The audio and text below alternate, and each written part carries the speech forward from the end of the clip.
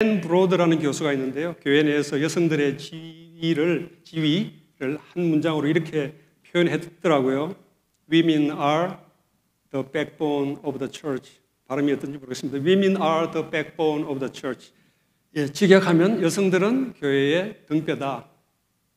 등뼈라 그러니까 기분이 좀 안 좋으실 수 있는데 좀 더 고상하게 번역을 하면 여성들은 교회의 중추다. 이렇게 보시면 중추적인 역할을 한다 이런 뜻이겠죠. 그런데 사실 이 문구에는 두 가지 의미가 있는 것 같습니다. 쉽게 말하면 여자들이 일 다 하는데 제대로 인정을 못 받는다라는 항의적인 표현인 것 같습니다. 이 말에도 동의하시는 고개를 끄덕거리시는 분이 있을 것 같습니다. 예, 그러면서 앤 브로드는 다음과 같이 부연 설명합니다. 여성들 때문에 목사는 외로운 강대상을 지킬 수 있었고, 여성들 때문에 주일 학교를 운영하고 예배 후 맛있는 점심으로 친교를 할 수 있었고, 또 여성들이 오르간 반주며 성가되며 자녀들을 믿음으로 가르치고 신앙 전수하는 데 결정적인 역할을 했다. 여성들이 없다면, 여성들의 헌신과 사랑이 없었다면 교회도 신학교도 없었을 것이다. 그러한 헌신과 기여에도 불구하고 여성들은 남성에 비해서 항상 뒷자리를 차지해 왔다. 많은 분들이 공감하실 것 같습니다. 저도 이 주장에 전적으로 동의합니다. 여성들은 교회의 중추이다. 어디 미국 교회만 적용되는 말이겠습니까? 우리 한국 교회는 어떻겠습니까? 저는 한 걸음 더 나아가서 여성들은 교회의 기둥이다. 대들보라는 말을 쓰기는 좀 그렇고요. 여성들은 교회의 기둥이다라고 표현하고 싶습니다. 교회의 부흥을 주도한 것은 남자들이 아니라 여성들, 특별히 어머니들이 아니었나 싶습니다. 궁핍함과 절박함 가운데 자녀들을 위해서 기도하고 하나님 앞에 부르짖어 눈물로 기도했던 어머님들의 기도와 헌신이 없었다면 어떻게 한국 교회가 부흥하고 한국 경제가 발전하고 오늘의 저와 여러분이 이 자리에 있을 수 있었겠습니까? 오늘 5월 8일 마더스데이 어머니 날입니다. 그래서 저는 좀 바꿔보고 싶어요. 여성은 교회의 중추다라는 표현을 여성은 가정의 중추이다로 바꿔보고 싶습니다. 여성이 없으면 가정이 없습니다. 가정이 없는데 자녀들이 있습니까? 자녀가 없는데 어떻게 민족과 국가가 있겠습니까? 그런데 이 여성이 담당하는 수많은 역할 중에 어머니의 역할이 가장 중요하지 않을까 싶습니다. 교회든 가정이든 국가든 어머니들보다 더 큰 기여, 더 많은 헌신을 하고 큰 기여를 한 사람들이 어디 있겠습니까? 오늘은 어머니 날인데 제가 빨리 신학교 과정을 마치고 돌아오기를 학수고대하는 고국에서 홀로 기다리시는 어머니가 보고 싶어집니다. 어머니에 대한 노래가 사실 많죠. 어머니 날 우리가 부르는 노래가 많습니다. 그렇죠? 제가 어릴 때는 주로 어머님의 마음이라는 노래를 불렀습니다. 그 애틋한 노래 가사는 이렇습니다. 나실 때 괴로움 다 잊으시고 기르실 때 밤낮으로 애쓰는 마음, 진자리 마른 자리 갈아 누시고 손발이 다 닳도록 고생하시네.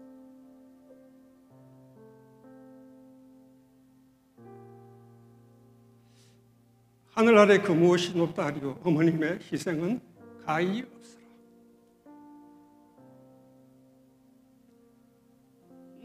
이 노래를 부르면서 우리 모두가 훌쩍거리기도 하고 코끝이 찡해지는 경험을 하곤 했습니다. 여기 계신 분들 중에도 그런 분들이 있으시죠. 성경에는 어머니들의 목소리가 별로 들리지 않습니다. 그렇지만 가만히 묵상해 보면 어머니들의 목소리가 들리는 것 같습니다. 인류의 첫 어머니 하와, 장남 가인이 동생 아벨을 죽이는 비극을 경험해야 했습니다. 이삭의 아내 리브가는 장자권을 잃고 분노하는 에서로부터 야곱을 지키기 위해 생이별을 했어야 했습니다. 모세의 어머니 요게벳은 어떻습니까?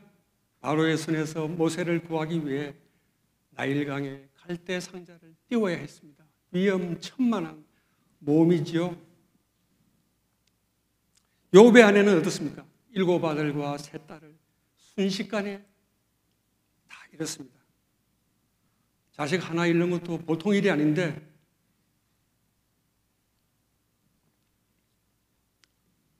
열을 잃었으니 그 상처가 얼마나 깊었겠습니까? 남편에게 하나님을 저주하고 죽으라! 라고 그렇게 격하게 반응하지 않았습니까? 예수님의 어머니 마리아는 어떻습니까? 아들 예수가 험한 십자가에서 고통받는 것을 두 눈으로 지켜봐야 했습니다. 성경에는 어머님들의 많은 다양한 삶이 있습니다. 그렇지만 쉽고 편안한 삶을 사신 분은 별로 많지 않은 것 같습니다. 우리가 잠시 눈을 들어 세상을 둘러봐도요, 고통 속에서 울고 계시는 어머님들이 많은 것 같습니다. 특히 전쟁의 고통 속에 있는 우리 우크라이나 여성들, 우크라이나 어머니들이 생각이 납니다. 그렇게 멀리 가지 않더라도 우리 주위에 참 힘들어하시는 어머님들이 많이 계십니다. 여러분, 성도 여러분, 여러분들은 어머니를 생각하면 무슨 생각이 나십니까? 어떤 기억이 떠오르십니까? 예. 또 어머니를 잃으신 분도 계시죠. 어린 시절 저에게는 어머니는 두려움 그 자체였습니다. 원래 성격이 불같으신데 절망적이고 비관적인 상황을 당하다 보니까 언제든지 폭발할 수 있는 그 폭탄 같은 시간폭탄, 시한폭탄이죠. 타임밤 같은 분이셨어요. 한 번은 물론 뭐 여러 가지 사건들이 많이 있었는데 한 번은 저를 집어 던지셨어요. 하마터면 정말 큰일 날 뻔했죠. 왜냐하면 제가 지금 이 자리에 서 있는 것은 기적입니다. 하나님의 은혜라고 생각이 들어요. 저에게 어머니는 공포요 두려움이었습니다. 그러던 어머니가 제가 10대 초반이 되었는데 저에게서 무슨 가능성을 보신 것 같아요. 바보인 줄 알았는데 바보가 아니구나라고 생각하셨던 것 같아요. 그 불가능한 상황에서 공부를 시키기로 결심을 하셨던 것 같습니다. 그러시더니만 갑자기 기껏해야 하루에 한 3시간 정도 주무셨던 것 같아요. 저와 동생의 뒷바라지를 위해서 혼신을 다하셨습니다. 제가 자다가 문득 깨면 희미한 불빛 아래서 바느질을 계속 하고 계셨어요. 돈을 벌기 위해서. 아침에 일어날 때도 바느질을 하고 계셨어요. 언제 잠을 주무시는지, 잠을 주무시기는 하는지 염려가 되었습니다. 죄송합니다. 마치 이 못난 아이들을 위해서 죽기로 작정하신 것 같이 보였어요. 그런 어머니를 보면서 공포가 서서히 감사로 바뀌었습니다. 감사는 사랑으로 바뀌고요. 사랑은 존경으로 바뀌었습니다. 그런데 이 존경이 이제는 가슴 아픈 연민으로 변해갑니다. 고린도전서 13장 4절에서 7절 우리 모두에게 익숙한 구절입니다. 고린도전서 13장 4절에서 7절 우리 함께 읽어보면 좋겠습니다.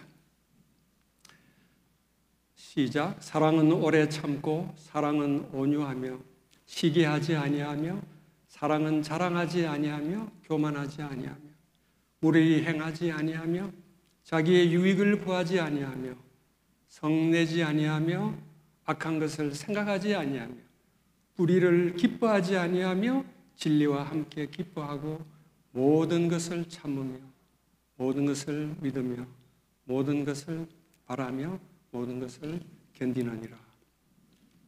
바로 우리 어머님들의 사랑을 잘 나타내고 있는 듯합니다.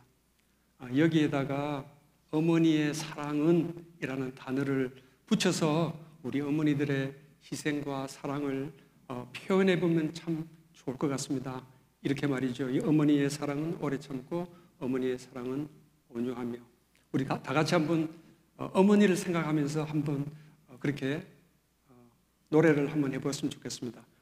어머니의 사랑은 오래 참고 어머니의 사랑은 온유하며 어머니의 사랑은 시기하지 아니하며 어머니의 사랑은 자랑하지 아니하며 어머니의 사랑은 교만하지 아니하며 어머니의 사랑은 무례히 행하지 아니하며 어머니의 사랑은 자기의 유익을 구하지 아니하며 어머니의 사랑은 성내지 아니하며 어머니의 사랑은 악한 것을 생각하지 아니하며 어머니의 사랑은 불의를 기뻐하지 아니하며 어머니의 사랑은 진리와 함께 기뻐하고 어머니의 사랑은 모든 것을 참으며 어머니의 사랑은 모든 것을 믿어주며 어머니의 사랑은 모든 것을 바라며 어머니의 사랑은 모든 것을 견디느니라.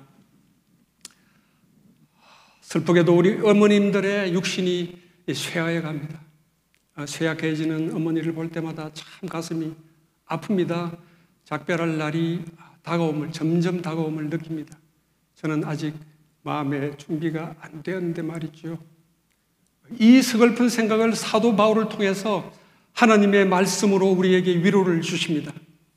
고린도후서 4장 16절에서 18절입니다.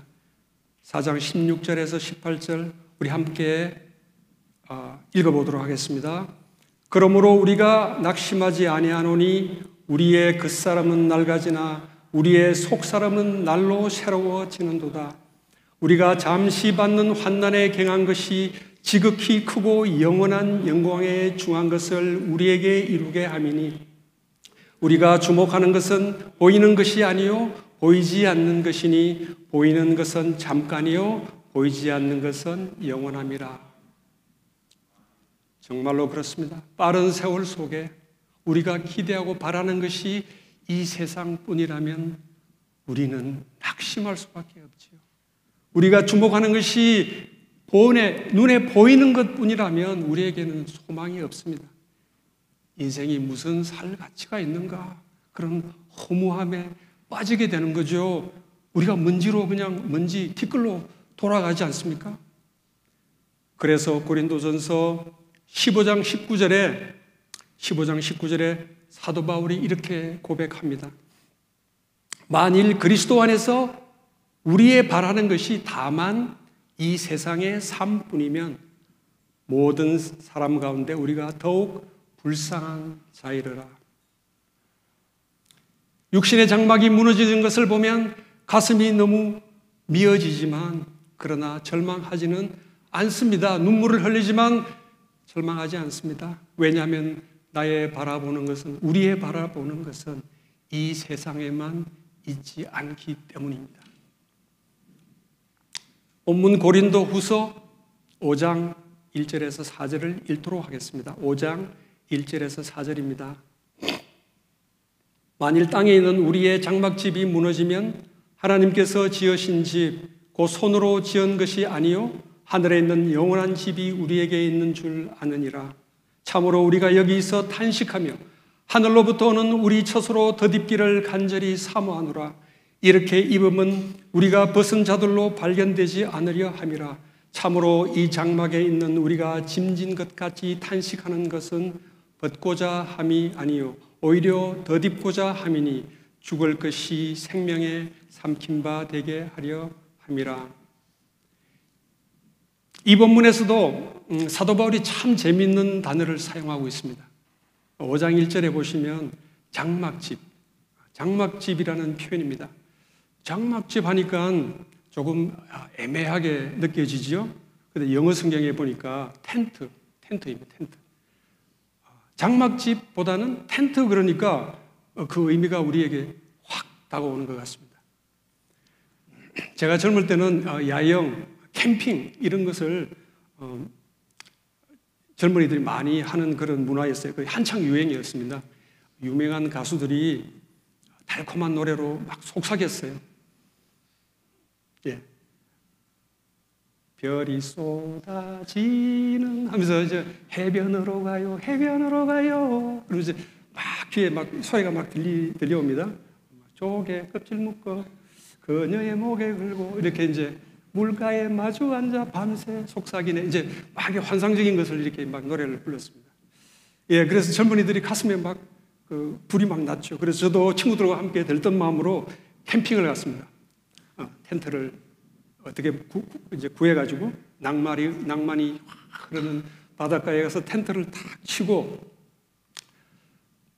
그런데 현실은 그렇게 달콤하지가 않더라고요. 왜냐면 밥을 먹어야 되는데 밥에 모래가 섞여 있고, 밤에 자야 되는데 너무 불편하고 습기가 차고, 또 친구들하고 서로 막 자리 찾으려고 싸우고, 낮에는 뜨거운 햇빛 밑에서 너무 뜨거워가지고 지쳐서 기진맥진해가지고 하루 자고 그냥 짐 싸고 집에 가자 하고 집으로 돌아갔던 기억이 납니다. 집에 돌아와 보니 얼마나 좋은지요. 그런데 성경에서 이 땅의 삶을 텐트에 비유합니다.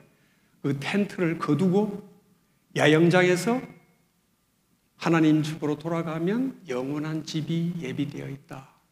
그렇게 말씀합니다. 영어에 보니까 영원한 집이 building from God라고 되어 있습니다.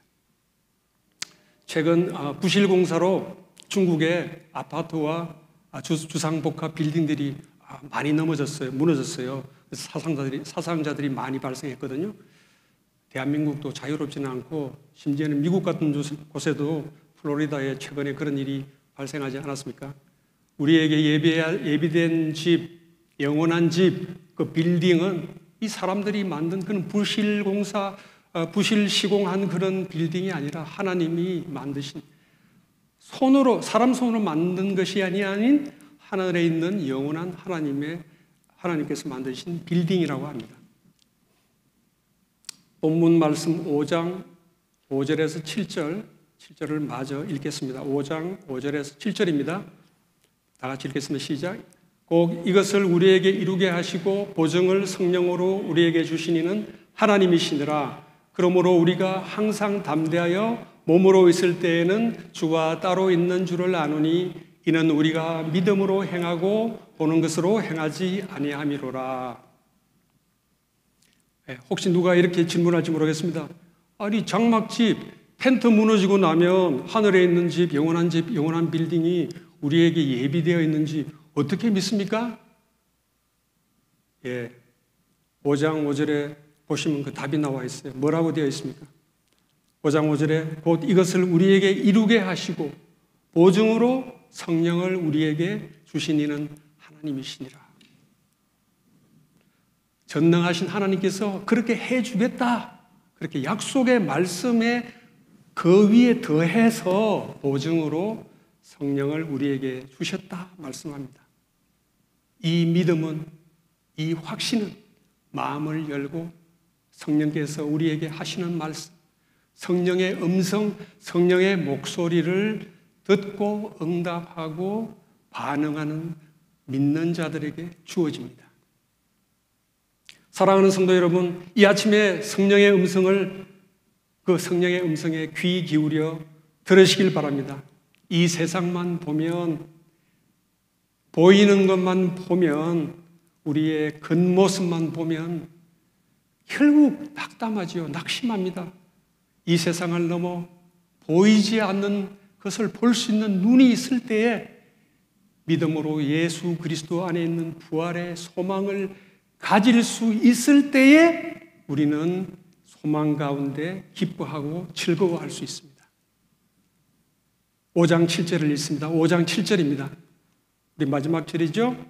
이는 우리가 믿음으로 행하고 보는 것으로 행하지 아니함이로라. 성도 여러분, 믿음으로 행하되 보이는 것으로 낙심하고 마음 흔들리지 않으시기를 바랍니다. 무슨 일이 다가오든 주 예수 그리스도 안에서 기뻐 즐거워 하실 수 있기를 바랍니다.